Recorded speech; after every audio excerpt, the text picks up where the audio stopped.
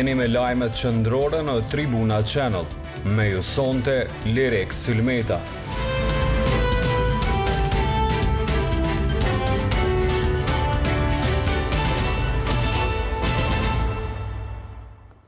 Mirëmbrëma të nderuar shikues, këto janë lajmet qendrore në Tribuna Channel. Fillimisht ju njohim me kryetitujt. Fletareste të lëshuara nga Serbia të futen në dialogun në Bruksel. Gjuriç thotë se një anshëm do formojnë asociacionin e komunave me shumicë serbe. Qytetarët ankohen për ajrin, shohin shpresa tek ligji për Obiliqin. Qytetarët skeptik në numrin e njohjeve të paralajmëruara nga ministri Hoxhaj.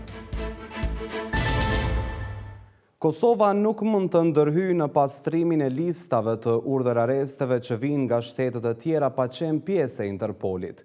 Mirë po ajo që mund të bëhet është që të kërkojë që kjo gjë të futet në dialogun mes Kosovës e Serbisë në Bruksel. Antarësimi i Kosovës në Interpol do t'i mundsonte vendit drejt për drejt kyçje në rifreskim të listave të personave që kërkohen ndërkombëtarisht nga Interpoli. Edhe pse vazhdimisht është kërkuar që çështja fletaresteve të lëshuara nga Serbia të jetë pjesë e dialogut mes Kosovës dhe Serbisë të ndërmjetësuar nga Bashkimi Evropian, një gjë e tillë nuk ka ndodhur ende. Si pasojë e kësaj, këto fletareste po vazhdojnë të kenë ende efekte për zyrtarët shtetëror dhe qytetarët e Kosovës. Plator Avdiu nga Qendra Kosovare për Studime të Sigurisë thot për Tribuna Channel se ka mënyra të ndryshme se si Kosova mund të heqë këto fletareste që po i lëshohen nga Serbia, por se kjo sipas tij mund të ndodhë vetëm kur Kosova të jetë pjesë e Interpolit. Se si mund të ndikohet në heqjen e këtyre fletaresteve është që sapo të antarësohet Kosova në Interpol, do thotë të ofroj se të themi ashtu do shtatë dëshmi se Serbia nuk ka bazë penale për ndjekjen e qytetarëve të Kosovës ndaj të cilëve ka lëshuar fletareste ndërkombëtare. Avdiu akuzon palën kosovare për një mos seriozitet në bisedimet e Brukselit. Kosova nuk ka tregu, mendoj, asnjë mos serioziteti në raport me qoftë me bisedimet ose në raport me Serbinë në këtë rast. Dihet që Kosova nuk ka pashponim policor me Serbinë, do thotë s'ka pashponim bilateral, për më shumë Serbia e bllokon Kosovën për t'u antarësuar në Interpol. Që urdhër arrestet e vjetruara duhet të tërhiqen e thotë edhe raportuesja e Parlamentit Evropian për Kosovën Ulrike Lunacek. Ajo ka thënë se Bashkimi Evropian duhet të bëjë presion mbi Serbinë për të tërhequr urdhër arrestet e vjetruara. Mbajtja e urdhër arresteve të vjetruara ndërkombëtare që nga viti 2004 nga Serbia, e cila është e përfshirë në dialogun BE-Kosovë, është e papranueshme. Kryetari i Këshillit për mbrojtjen e të drejtave dhe lirive të njerëzit Bexhet Çalla thotë se spastrimi i listave pas vendimit të Gjykatës së Hagës është dashur të shtrohet sikush Serbisë nga bashkësia ndërkombëtare, sikur që edhe autoritetet kosovare. Sipas tij, do të duhet që si pikë veçantë e bisedimeve të shtrohet spastrimi i listave të shërbimeve të inteligjencës serbe. Tash ka kohë që përfundimisht ose të hiqen të gjitha listat, ose edhe Kosova të përpëroj listat në të cilën lirisht mund të hyrin edhe Vučići, edhe Nikolići, edhe Dačići, edhe Vulini, edhe shumë të tjerë. Si pasojë e mospastrimit të listave të urdhër arresteve të vjetruara, është arrestuar lideri i AK-s Ramush Haradinaj në Francë mbi bazën një fletë arrestimi të lëshuar nga Serbia përmes Interpolit në vitin 2004. Një mbështetje për liderin Haradinaj është dhënë sot nga kryetari i Kuvendit të Shqipërisë Ilir Meta, i cili ka vizituar gjatë ditës Seline AK-s. Meta është zotuar se do t'i dërgoj mesazh homologës së tij në Serbi për arrestimin e Haradinajt. Kryetari i Kuvendit të Shqipërisë, Ilir Meta, është zotuar se do t'i dërgojë mesazh homologës së tij në Serbi për arrestimin e liderit të Aleancës për Ardhmërinë e Kosovës, Ramush Haradinaj. Meta, gjatë një vizite që i bëri selisë së AK-s në Prishtinë, tha se kërkesa për homologët e tij serb dhe francez është që t'i jepet fund, siç e quajti ai këtij absurditeti për arrestimin e Haradinajt. Unë do t'i dërgoj një mesazh homologës sime serbe në këtë drejtim, ashtu sikurse ajo që është më e rëndësishme është edhe kërkesa ndaj homologëve tanë në Francë dhe autoritetet shqiptare në nivele të ndryshme kanë vepruar me një herë, pasi ne duam që këti absurditetet kepet fund me një herë, sepse kemi të bëjmë me një simbol të sakrificave sublime të shqiptarëve të Kosovës dhe shqiptarëve kudo për liri dhe për dinjitet, dhe kemi të bëjmë me një simbol që është përballur me dinjitet. Meta ka shprehur keqardhjen e thellë të ndalimit të Haradinajt në Francë, duke thënë se kjo çështje shumë shpejt do të marrë fund, pasi që Haradinaj është qytetar i Kosovës dhe jo i Serbisë. Dua të shpreh keqardhjen tonë më të thellë për të ndalim shokues të ish-kryeministit të Kosovës dhe liderit të Aleancës për Ardhmërinë e Kosovës, zot Ramush Haradinaj, në Francë, dhe shpresojmë dhe besojmë se kjo çështje do të marrë fund shumë shpejt, pasi Ramush Haradinaj nuk është qytetar i Serbisë, por është qytetar i Kosovës. Ndërkaq nën kryetari i Aleancës për Ardhmërinë e Kosovës, Ardian Gjini, tha se është vërejtur qartë pozicioni i shtetit shqiptar lidhur me këtë rast dhe sipas tij, kjo është një mbështetje e jashtëzakonshme edhe për të gjithë Kosovën. Arrestimi i kryetarit Haradinaj në Francë dhe stërzgjatja e këtij procesi është diçka që na ka brengos neve shumë këtu në Kosovë dhe në Aleancë, po ditëve të fundit është pa jashtëzakonisht qartë pozicioni i shtetit shqiptar, i kuvendit Shqipërisë, i gjitha strukturave politike në Shqipëri që janë një mbështetje jashtëzakonshme për ne. Kryetari i kuvendit të Shqipërisë, Ilir Meta, ka vizituar AAK-n në kohën kur lideri i partisë opozitare Ramush Haradinaj gjendet në paraburgim në Francë. Aleanca për Ardhmërinë e Kosovës ka shprehur zhgënjimin e saj, siç e quan, me komoditetin e institucioneve shtetërore të Kosovës në raport me rastin e Ramush Haradinajt, i cili po mbahet ende në Francë. Sipas një njoftimi për media nga kjo parti, reagimi përmes deklaratave i qeverisë së Kosovës, i presidentit apo mosgatishmëria kuvendit që të mbajë seancë të jashtëzakonshme për rastin Haradinaj dhe të njëjtin të shtyj për të martën me arsyetimin se nuk po mund t'i mbledh deputetët, janë qasje jo shtetërore dhe si të tilla të papranueshme. Ndalimi i Haradinajt në Francë për motive politike jo të drejtësisë nuk ka të bëjë me individin, qoftë ai dhe ish-kryeministri i vendit, por me Kosovën si shtet e si shoqëri. Prandaj, përfaqësuesit e shtetit duhet ta kuptojnë se angazhimi për kthimin e Haradinajt në AD është obligim shtetëror dhe jo çështje e vullnetit, thuhet në njoftimin e AAK-s.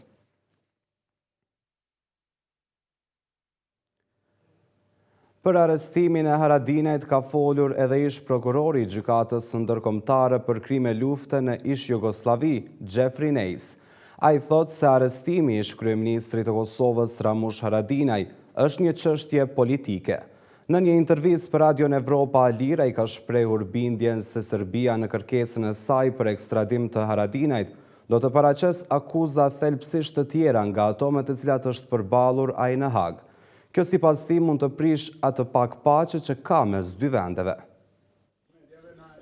Arrestimi i liderit të Aleancës për Ardhmërinë e Kosovës Ramush Haradinaj në Francë është politik dhe ai mund të lirohet vetëm përmes një presioni ndërkombëtar. Kështu pohon ish prokurori i gjykatës ndërkombëtare për krime lufte në ish Jugosllavi, Jeffrey Neis. Neis, i cili ka qenë ish prokuror edhe në rastin Milošević, i ka thënë Radios Evropa Alir se është i bindur se Serbia në kërkesën e saj për ekstradim të Haradinajt do të paraqes akuza thelbësisht të tjera nga ato me të cilat është përballur Haradinaj në Hag, duke i avështirësuar kundërshtimin e tij që të përballet me një gjykim të ri. Neis tha se pret që Haradinaj të lirohet shpejt, duke marrë parasysh të gjitha rreziqet dhe njëkohësisht edhe objektivat që bashkësia ndërkombëtare dëshiron t'i arrijë. I pyetur sa janë vendimet e gjykatës ndërkombëtare për krime lufte në ish Jugosllavi obligative për të gjitha shtetet, ish prokurori thot se jo domosdo. Sipas tij, nëse shikohen akuzat dhe nëse ato janë të njëjtat me ato që kanë çuar në lirim për ligjin francez, kjo do të jetë një pengesë që Haradinaj të ekstradohet në Serbi. Ai shtoi se nëse Haradinaj nuk lirohet dhe vazhdon të mbahet në paraburgim në pritje të procedurave të ekstradimit në Serbi, apo nëse ai ekstradohet në Serbi për të përballur me gjykim atje, efekti në çfarëdo paqeje që ekziston ndërmjet Kosovës dhe Serbisë do të ndikohet rënjësisht. Sipas NEIS, ajo çfarë duhet bërë autoritetet e Kosovës është të provojnë të bindin Francën, se Serbia nuk ka më juridiksion mbi ngjarjet që ndodhin në Kosovë dhe kur nuk ka pasur, dhe do të provojnë të thonë se Serbia nuk ka pasur juridiksion mbi ngjarjet që kanë ndodhur në vitet e 90-ta. I pyetur se cila është mënyra që të hiqen urdhër areste të lëshuara nga Serbia për qytetarët e Kosovës, Jeffrey Neis për REL ka thënë se ky është një problem i madh. Ish kryeministri i Kosovës Ramush Haradinaj u ndalua të mërkurën e aeroportin e Bazellit nga autoritetet franceze, ndërkohë që një gjykat në Francë vendosi ta mbajë në paraburgim deri në paraqitjen e kërkesës së Serbisë për ekstradim. Shteti serb po vazhdon të këmbgul për themelimin e asociacionit të komunave me shumicë serbe, duke vënë afat muajin shkurt për themelimin e tij. Marko Đurić ka paralajmëruar edhe një herë se muaji i shkurt do jetë nisja e AKS me ose pa Prishtinën, ndërsa ministrja për dialog e Kosovës Edita Tahiri insiston se ky asociacion mund të formohet vetëm nga qeveria e Kosovës. Përfaqësuesit politik serb të Kosovës do ta formojnë asociacionin e komunave serbe në muajin shkurt me ose pa Prishtinën zyrtare. Durimi të serbëve ka ardhur fundi dhe nëse Prishtina nuk nis hapat e parë, atëherë serbët do të veprojnë një anshëm për interesat e tyre. Kështu ka deklaruar sot i ashtuquajturi drejtori zyrës për Kosovën e qeverinë e Serbisë Marko Đurić. Ai në një intervistë për televizionin serb Pink ka thënë se nëse shqiptarët kanë mundur që një anshëm të shpallin pavarësinë, edhe serbët mund të formojnë AKS-n. Durimit i ka ardhur fundi dhe nëse shqiptarët kanë mundur që një anshëm të shpallin pavarësinë, edhe serbët mund ta formojnë AKS-n. Në fund të fundit, ky edhe nuk do të ishte një hap i një anshëm, pasi që kjo përkrahet përmes marrëveshjes së Brukselit, ka deklaruar Đurić. Mirëpo paralajmërimet e Đurićit nuk i ka marrë seriozisht ministrja për dialog e Kosovës Edita Tahiri. Në një përgjigje për televizionin përmes telefonit, Tahiri ka thënë se formimin e asociacionit të komunave me shumicë serbe mund ta bëjë vetëm qeveria e Kosovës në pajtim me vendimin e gjykatës kushtetuese të Kosovës. Serbia nuk ka asnjë rol për asociacionin sepse sipas marrëveshjes së Brukselit, asociacionin e themelon qeveria e Kosovës, në pajtim me kushtetutën e Kosovës dhe vendimin e gjykatës kushtetuese pa kompetenca ekzekutive. Mirëpo procesi i zbatimit të marrëveshjes për asociacionin nuk ka filluar ende. Sipas saj, muri ilegal i ndërtuar nga Serbia është bërë mur për asociacionin dhe se heqja e murit hap rrugën edhe për fillimin e zbatimit për asociacionin. Ky nuk është paralajmërimi i parë i serbëve për asociacionin, pasi ditë më parë të njëjtën gjë kishte paralajmëruar edhe zëvendës kryeministri i Kosovës Branimir Stojanović. Ai kishte deklaruar se serbët së bashku do të vendosin nëse në ditën ndërkombëtare të Serbisë me 15 shkurt do të fillojnë procesin e formimit të asociacionit të komunave serbe. Provokim nga qytetarët dhe analistët është konsideruar mbajtja e liturgjisë ortodokse në kishën që gjendet në oborin e UP-s. Mbajtja e kësaj meshe nga ortodoksët serbë është konsideruar si e qëllimshme, pasi që kjo kishë as nuk plotëson kushtet për rite fetare. Festimi i Krishtlindjes ortodokse në kishën e kampusit të Universitetit të Prishtinës është konsideruar si provokim i rënd nga qytetarët kosovarë. Ata janë shprehur se mbajtja e riteve fetare në kishën që ndodhet në kampusin e Universitetit të Prishtinës është provokim i rënd nga ana e serbëve, pasi që aty nuk plotësohen kushtet për rite fetare dhe për më tepër kur dinë rrethonat në të cilën është ndërtuar ajo kishë. Po, jo si provokim. Po është si një kur mja hundi bomba atomike gjithë kombet dhe gjitha dhjetë, me thonë truje shqiptare. Për arsye se ajo është ndërtuar në mënyrë të dhënshme, edhe ata kanë ardhur në një vend ku është ndërtuar një objekt në mënyrë të dhënshme. Kështu që ata vetë domethënë janë serb me atë peripetitë veta të dhënshme. Festa e serbëve të mojtë në Universitetin e Prishtinës është si katastrofë. Edhe ato se kisha me mojtë hiç aty. Për arsye se ajo kishë aty se ka vendin hiç. Edhe është ndërtuar pa kur fa leje hiç. E ka ndërtuar režimin Miloševićit atëherë është dhënë push duk me kohë, Po ajo verni se ko aty, e qysh është dukun të tonë të dinë qeveritarë. Qytetarët kanë thënë se mbajtja e meshës në këtë kishë, e cila nuk i ka kushtet për rritje fetare, është bërë pikërisht për të tensionuar shqiptarët. Po fesën që kanë manifestuar këta, unë e shoh si provokim të jashtëzakonshëm të madh, për shkak se aty nuk ka kushte elementare për me praktikuar ato rituale fetare, kështu që janë vendet përkatëse për me manifestuar festë, nuk shoh që do të aty me manifestuar. Këtu akon tash vjen me reaguar dhe institucionet shtetërore mos me lejuat. Se ky ritual fetar është bërë pikërisht për të përfaqësuar kosovarët, e ka pranuar edhe analisti Adrian Çollaku.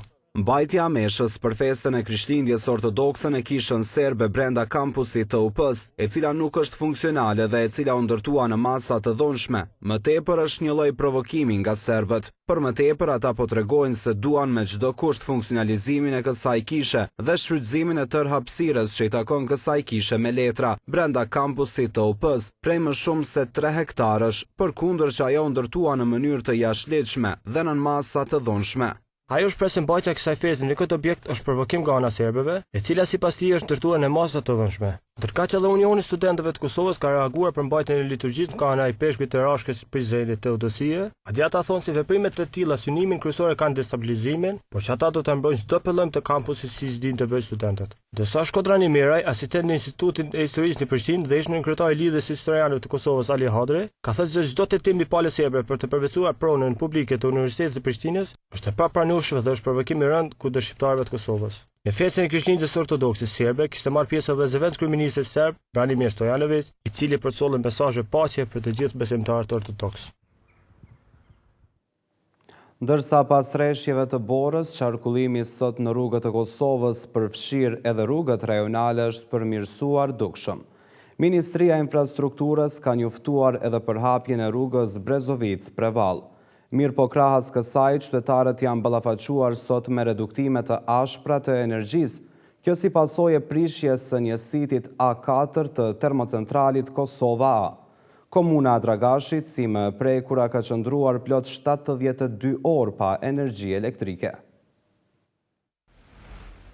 Pas 2 ditëve të një blokade në pothuajse shumicën e rrugëve, sot është raportuar për një përmirësim të dukshëm në qarkullimin rrugor. Ministria e Infrastrukturës ka njoftuar se në të gjitha rrugët nacionale dhe rajonale është përmirësuar dhe lehtësuar qarkullimi, ndërsa që gjatë ditës është punuar edhe në hapjen e rrugës Brezovic-Prevall. Po punohet në rrugën rajonale Brezovic-Prevall, e cila pritet të hapet sot, dhe rrugën Brezovic-Qendra e skijimit, në të cilën gjenden shumë automjete të qytetarëve, të cilat do të largohen për ta zhbllokuar këtë rrugë, thuhet në njoftimin e ministrisë. Ministria e Infrastrukturës ka bërë apel tek të gjithë qytetarët që të jenë shumë të kujdesshëm në komunikacion dhe të kenë pajisjet e nevojshme dimrore për qarkullim. Përmirësimi në qarkullimin e rrugëve është njoftuar edhe nga komuna të ndryshme me përjashtime në zona të ndryshme rurale. Por përderisa është liruar qarkullimi, qytetarë nga mbar vendi po përballen me mungesë të energjisë elektrike. Më ndikuara nga prishjet e energjisë ka dalë komuna e Dragashit, e cila sipas banorëve ka 72 orë pa energji elektrike dhe kjo madje ka paraqitur problem edhe për ngrohje. Problemet të ngjashme me energjinë elektrike janë paraqitur pothuajse në të gjitha komunat dhe kjo vjen si pasojë edhe prishjeve të ndryshme, si pasojë e rreshjeve të mëdha të Borës. KEDS në një njoftim zyrtar ka arsyetuar mungesën e energjisë me faktin se njësia A4 e termocentralit Kosova A është ndalur. Sot në orët e hershme të mëngjesit është ndalur njësia A4 e termocentralit Kosova A të Kekut. Kjo ndalesë e paplanifikuar ka shkaktuar mungesën e energjisë elektrike. KEDS po importon mbi 200 MWh, atë sa ishin bërë kalkulimet për të mbuluar diferencën në mes të konsumit të pritur dhe prodhimit të planifikuar. Mirë po devijimi nga plani prodhimit ka bërë që të jetë i pamundur furnizimi pa ndërprerje për të gjithë konsumatorët, pasi kërkesa është shumë e lartë, thuhet në njoftimin e KEDS-it. E zëdhënësi i KEDS-it Viktor Buzhala përmes një përgjigje elektronike për televizionin ka pohuar se mbi 500 punëtor janë në terren duke punuar për riparimin e prishjeve. Moti i ligi përcjell me rreshje bore dhe era të forta po vazhdon të shkaktojë prishje në rrjetin elektrik anë kënd vendit. Rajoni Dugaxhinit, përkatësi Shpeja, Prizreni dhe Gjakova është më i afektuari edhe sot. Edhe rajoni Mitrovicës ka një numër të konsiderueshëm të prishjeve. Ka shumë shtylla të thyera dhe përçues të këputur. Mbi 500 punëtor të KEDS-it janë vazhdimisht në terren duke i sanuar prishjet. Buzhala ka treguar se deri tash janë riparuar 10 prishje, por se nuk mund të flitet për një numër statik të prishjeve, si atyre të riparuara ashtu edhe atyre aktive, sepse ky numër ndryshon vazhdimisht. Sot janë riparuar edhe prishjet në Bjeshk, që janë zona shumë të vështira, si në Rugov të Penes apo në Shalë të Bajgorës. Por kolona të gjata dhe pritje të udhëtarëve janë raportuar në pikën kufitare në Merdar, në dalje të Kosovës për në Serbi. Pavarësisht kësaj, policia e Kosovës thotë se gjendja lidhur me fluksin e automjeteve dhe udhëtarëve në për të gjitha pikat kufitare raportohet e qetë, përveç përqëndrimit më të madh të automjeteve dhe udhëtarëve në këtë pikalim kufitar. Policia e Kosovës po punon intensivisht me zyrtarët e saj duke aplikuar edhe procedura të përshpejtuara të kontrollit, vetëm për të lehtësuar qarkullimin dhe lehtësuar lëvizjen në kufi, por për shkak të koncentrimit të madh në Merdar raportohet përpritje dhe kolona më të gjata, tha zëdhënësi i policisë së Kosovës Daud Hoxha. Hoxha ka kërkuar kujdes dhe vigjilencë maksimale për të realizuar një qarkullim sa më të sigurt nëpër rrugët e Kosovës. Ndërojmë temë të informacioneve. Qytetarët e komunës Obiliqit shprehen të shqetësuar me gjendjen e cilësisë së ajrit nga ndotja që po bëhet prej termocentraleve. Nga ligji i ri që shpall këtë zonë si zonë me status të veçantë mjedisor, po priten përmirësime të kësaj gjendje. Qytetarët e Obiliqit vazhdojnë të marrin frymë në ntymin e termocentraleve që gjenden aty, e kjo po u shkakton shumë probleme shëndetësore. Ditë me parë është miratuar ligji për Obiliqin që pjesa ndërmjet 2 termocentraleve shpall si pjesë apo zonë me status të veçantë mjedisor përkatësisht zonë rrezikuar. Po qytetarët shprehen të shqetësuar me gjendjen e tanishme që po mbretëron në këtë komunë për shkak të ndotjes së ajrit, duke u shprehur skeptik se ky ligj i ri do të ndihmojë në përmirësimin e kësaj gjendjeje. Qytetarët e këtij qyteti kanë pritur miratimin e ligjit për Obiliqin, që është pallat si zonë me status të veçantë, po sipas tyre vështirë që do të ndikojë në përmirësimin e cilësisë së ajrit. Shoqja më dhe pe kancerit, pe plonit, jenë anku po vëllëhova. Edhe Nazim Iftari nga fshati Bakshi thot se as rrobat nuk mund t'i vendosin jashtë shkaku i pluhurit që mbulon shtëpinë e tyre. Vështirë olla bolla. Se edhe puna vjen ata petë mëtorit, kur po i qesëm teshat veke, kreta ata ploni puna vjen atje. Po bëhet. Bush Blasi thot se sëmundja me kancere personave që banojnë në këtë zonë tregon për gjendjen që jetojnë ata. Këto jo që është ndotja, po është mbeturinat janë këtë zhybin 5-6 komuna. Këto është zhurma që ato se kanë cek hiç. Këto zhurma elektrona është që ndikon psikikisht në njerëz. Ndërsa kryetari i kësaj komune Gjafer Gashi për Tribuna Channel thotë se me ligjin e ri janë ndërmarrë masa të cilat do të ndikojnë në përmirësimin e cilësisë së ajrit në këtë komunë. Ligji ka më ndikuar shumë në sistemin ekologjik, sidomos duke përfshi edhe infrastrukturën, shëndetësinë, arsimin, kulturën, sportin dhe të gjitha pikat e tjera. Ndërsa për zhvendosjen e banorëve të 2 zonave që jetojnë afër termocentralit, thotë se për këtë do të vendosë qeverisja lokale. Janë 2 zona, është Hadja dhe është Shqipitulla, që do të janë në fazën, si duket, drejtimi minjerave është në këtë drejtim, edhe unë besoj që këto 2 fshatra do ta kenë këtë mundësi. Me 30 nëntor në Kuvendin e Kosovës është miratuar ligji për Obiliqin me 72 vota për dhe asnjë kundër. Sipas këtij ligji, zona rrezikuar mjedisore përfshin rrezën në distancë ajrore deri në 5000 metra nga pika në mes të 2 termocentraleve në Obiliq. Paralajmërimin e ministrit të punëve të jashtme Enver Hoxhaj se numri i njohjeve brenda 2 viteve do të arrijë në 130. E kanë parë me skepticizëm përfaqësuesit opozitar. Ata kanë deklaruar se premtime për njohje të reja kanë qenë të kamotshme. Përfaqësuesit politik opozitar janë shprehur skeptik në numrin e njohjeve të paralajmëruara nga ministri i jashtëm Enver Hoxhaj në një intervistë në Tribuna Channel. Hoxhaj paralajmëroi 130 njohje brenda 2 vjetëve për të cilat thotë se do t'i ndihmojnë Kosovës në rrugën drejt antarësimit në organizata ndërkombëtare. Në një periudhë prej 2 vitësh, ne të arrijmë një numër prej 125-130 njohje, që do të ishte 2/3 e shteteve anëtare Valdete Bajrami nga Nisma për Kosovën thot se ministri Hoxhaj edhe vitin e kaluar kishte thënë se numri i njojeve do të rritet, por si pasoj kjo gjë nuk ndodhi. Përveç kësaj, ajo po kërkon edhe dorëheqjen e ministrit Hoxhaj nga ky dikaster pas dështimeve në UNESCO dhe në organizata të ndryshme. Ne si Nisma konsiderojmë që kjo ministri ka dështu totalisht duke i pa dështimet e antarësimit të vendit tonë në organizatat e jashtme, prandaj ne konsiderojmë që zoti Hoxhaj së bashku me gjithë kabinetin qeveritar është mirë të shkojnë. Për njohje të reja nga shtete të ndryshme pak po e beson edhe Ahmet Isufi nga Aleanca për Ardhmërinë e Kosovës. Madje ai thot se ministrinë që udhëhiqet nga Enver Hoxhaj e ka mbuluar nepotizmi. Për njohjet mund të themi që ka qenë një mungesë e madhe e angazhimit në diplomacinë e jashtme, sepse skemi njohje janë reduktuar ato, madje Kosovën, duke qenë se edhe për brenda s'po zhvillohet ashtu si duhet, por edhe imazhi i jashtë ka rënë dukshëm, por po ashtu edhe angazhimin në politikën e jashtme është dobësuar shumë. Konsiderojmë se e ka dobësuar edhe Kosovën si shtet. Prandaj duhet ndryshohet politika e diplomacisë, duhet vendosen njerëz të cilët e njohin fushën e komunikimit me bashkinë ndërkombëtare, me shtetet ku shkojnë ambasada përfaqësuesit tanë, me që kemi një mbushje të këtyre ambasadave me njerëz familjar, me njerëz diletant të cilët nuk e njohin diplomacinë. Në anën tjetër, lëvizja vetëvendosje i ka thënë televizionit se vetëm në fillim të pavarësisë, Kosova ka pasur njohje, madje po thonë se dështimi në UNESCO flet më së miri për diplomacinë kosovare dhe sipas tyre, qeveria nuk arriti që t'i ketë përkrah as shtetet që na kanë njohur. Përderisa qeverisja e Kosovës karakterizon korrupsionin dhe autoritarizmi, nuk ka se si të jetë më mirë në politikën e jashtme. Premtimet që jep Enver Hoxha për njohje janë sikurse ato që partia e tij dhe partia tjetër e koalicionit japin për qindra mijëra vende pune dhe zhvillim ekonomik. Pra sikurse që shteti po degradon në politikat e brendshme, i njëjti dështim po përcjell edhe në politikën e jashtme. Diplomacia e jashtme me ministra të ndryshëm që nga shpallja e pavarësisë ka arritur që Kosovës t'i sjellë 113 njohje. I rikthehemi sërish temperaturave të ulta, ku një person sot ka humbur jetën nga të ftohtit në Shqipëri.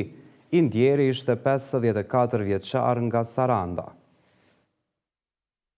I ftohti që po mbretëron këtyre ditëve në mbar vendin, ka marrë jetën të një 54 vjeçari. Siç raportohet, viktima ishte endacak në qytetin e Sarandës me identitetin Leonard Beqiri. Aty u gjet në rrugë nga policia dhe u dërgua për mjekim, por nuk mundi do të jetoj dhe ndëroi jetë në spital. 54 vjeçari jetonte prej kohësh në një makinë të braktisur në qytetin e Sarandës. Në ndërkohë, ministri i transporteve të Shqipërisë Sokol Dervishaj inspektoi rrethin e Pukës. Dervishaj deklaroi se rrugët nuk kanë qenë asnjëherë të bllokuara pavarësisht se temperaturat kanë arritur në -20 gradë. Kritikave për firmat kontraktore në rrugë, Dervishaj pavarësisht se nuk paraqiti asnjë ankesë, tha se në përfundim të situatës do t'i bëjë analizë punës së tyre. Gjithsesi, jo kudo është e njëjta cilësi pune.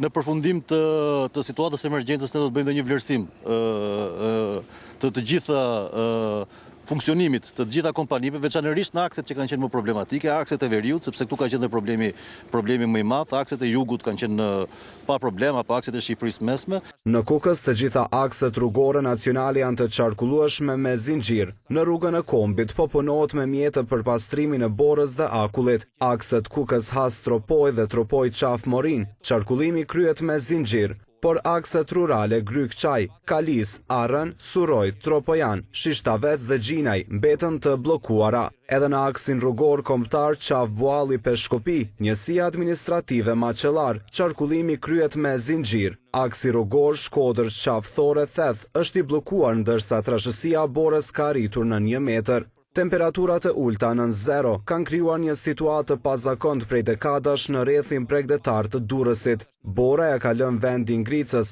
rrugë, trotuare dhe sheshe ndodhen në pushtetin e Ngricës, duke e vështirësuar ndjeshëm lëvizjen. Ky mat i ka kapur të papërgatitur banorët e Bregdetit, të pamësuar për të përballur temperaturat kaq të ulta dhe lëvizje në Ngricë, ku nuk kanë munguar edhe rrëshqitjet e pësimet e frakturave.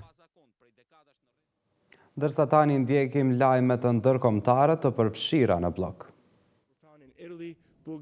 Temperaturat e akulta në të gjithë Evropën kanë lënë më shumë se 20 persona të vdekur, ku u mbuluan edhe ishujt grek dhe Italia jugore me dëbor.